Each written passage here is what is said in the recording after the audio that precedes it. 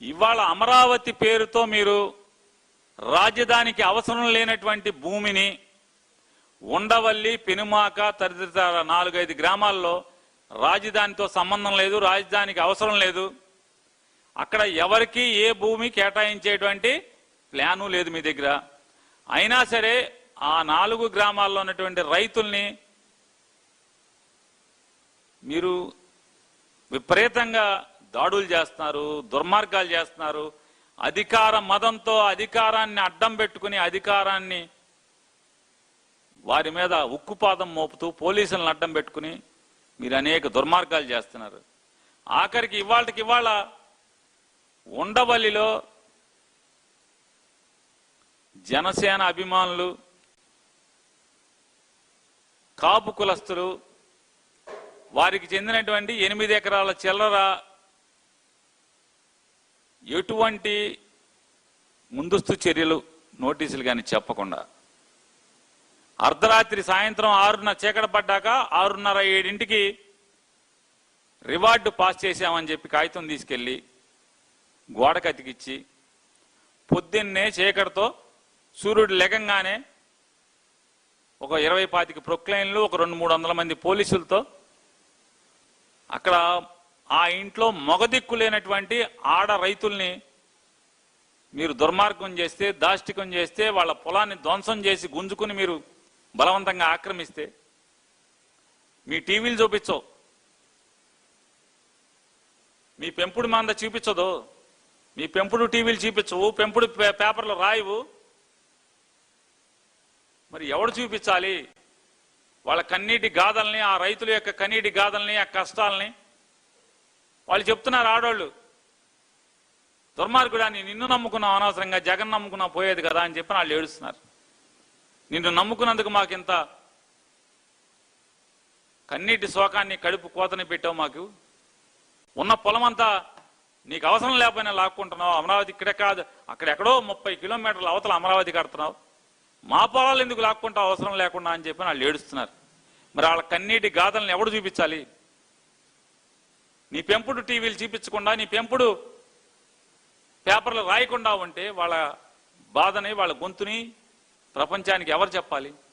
Social media తప్పితే వేరే దిక్కే ఉంది, వేరే మార్గం ఏముంది అని అడుగుతున్నాను.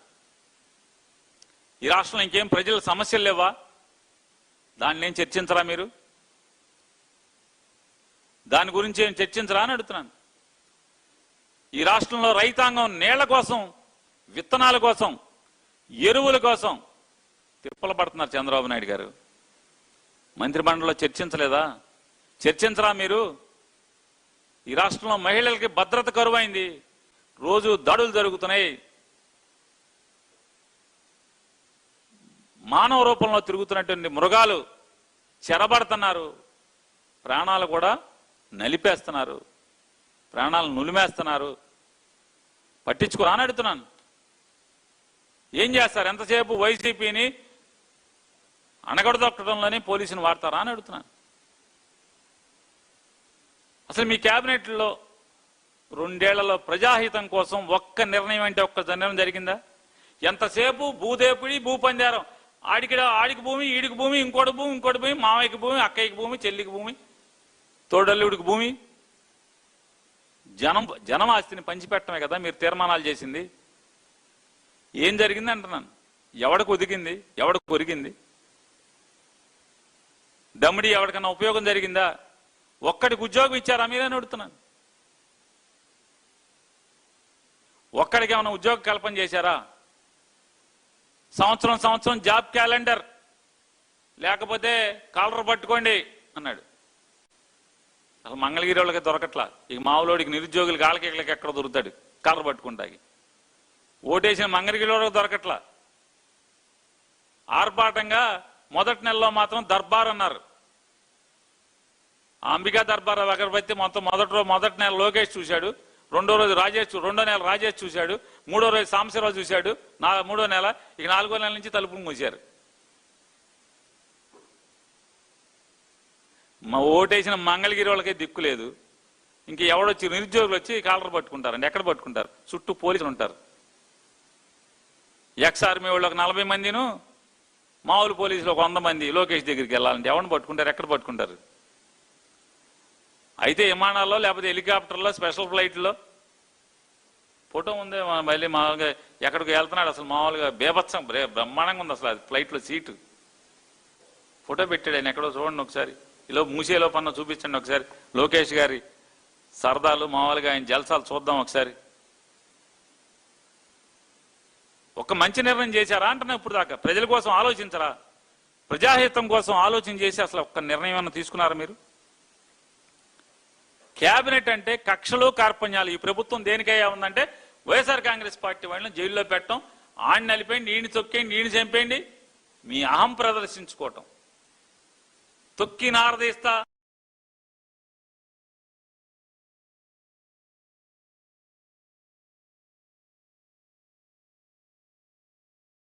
వినపడిందా అని అడుగుతున్నాను. తప్పుడు కేసులు, కక్ష సాధింపులు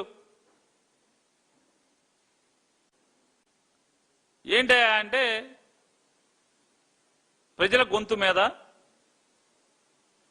కాకి యూనిఫాము లేదా కాకి లాఠీలు, కాకి బూట్లతో ప్రజల గొంతుని తొక్కి ఆ గొంతు పెగలకుండా చూడాలని చెప్పి చూడటం తప్పితే మీ ఆలోచన ఇంకేమైనా ఉందా అని అంటున్నాను. ఆర్టీసీని మెల్లగా సందట్లో సడేమియా అని చెప్పి ఆర్టీసీని అమ్మకానికి తలుపులు తెరుస్తున్నారు. ఆర్టీసీ వాళ్ళు రోడ్డు ఎక్కితే తంతారు, పోలీసులను వాడతారు.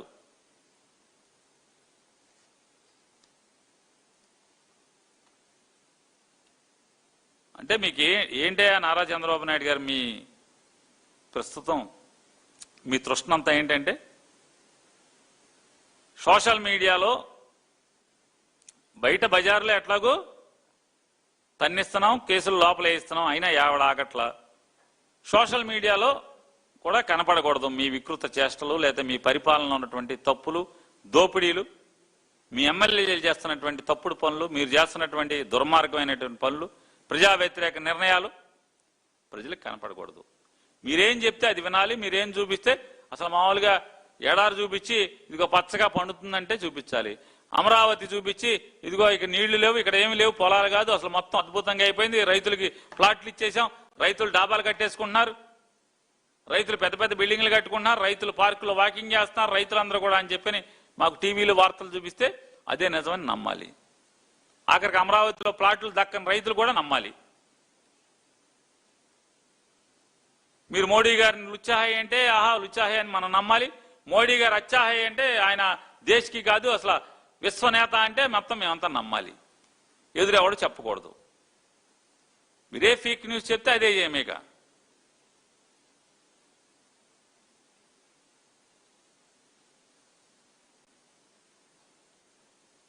విజయవాడలో లాకప్ డెత్ జరిగింది. ఆ లాకప్ డెత్తో దాన్ని కప్పెడదామని చూశారు. మీ ప్రయత్నాలు సాగలేదు. సోషల్ మీడియా, యూట్యూబ్ ఛానల్స్ మీ బతుకుని బజారుని పడేసినాయి. మొత్తం మిమ్మల్ని వివస్త్రం చేసి మిమ్మల్ని మీ దాష్టికాలని నగ్నంగా సమాజానికి చూపించినాయి. ప్రజలలో చంద్రబాబు నాయుడు గారి ప్రభుత్వం పట్ల నమ్మకం పోయింది అనేటువంటి బాధ లేదు, దాని గురించి బెంగలేదు.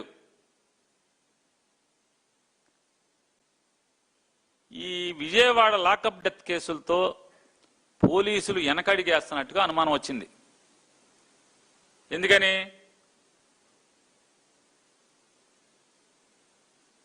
ఆ కుర్రోడ్ని, సాయి కృష్ణ అనేటువంటి కుర్రోడ్ని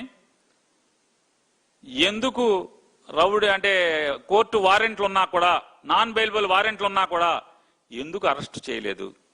సమాధానం ఏళ్ల తరబడి 2 ఏళ్ల నుంచి నాన్ బెయిలబుల్ వారెంట్లుంటే ఎందుకు అరెస్ట్ చేయలేదు? సమాధానం చెప్పరు.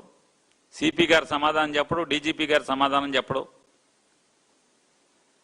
మరి మర్డర్ కేసులో అతను ముద్దాయిగా అరెస్ట్ అయితే ఎందుకు డిఫాల్ట్ బెయిల్ ఇచ్చి పంపారు? ఎందుకు ఛార్జ్షీట్ వేయలేదు? కనీసం అతను 90 రోజులు పూర్తవుతుంటే మీరు ఛార్జ్షీట్ ఇంకా కనుక టెక్నికల్గా తయారవడానికి ఇంకేమైనా ఇబ్బందులు ఉంటే నాన్ బెయిలబుల్ వారెంట్లు ఉన్నాయి కదా, దాని కింద మీరు పీటీ వారెంట్లు ఎందుకు వేయలేదు? అతను జైల్లో ఉంచడానికి ఇంకా ఎందుకు ప్రయత్నం చేయలేదు? ఇవన్నీ సహజమైన అనుమానాలు కదా. ఎందుకు మీరు లాకప్ డెత్ జరిగితే విజయవాడ సిపి ఎందుకు పట్టించుకోలేదు? డీజీపీ ఎందుకు పట్టించుకోలేదు? వార్తలు వస్తున్నా పట్టించుకోలేదు. సిపికి తల్లి కంప్లైంట్ చేస్తున్నా కూడా పట్టించుకోలేదు. నారా చంద్రబాబు నాయుడు గారికి తెలిసినా పట్టించుకోలేదు. ఎందుకు పట్టించుకోలేదు?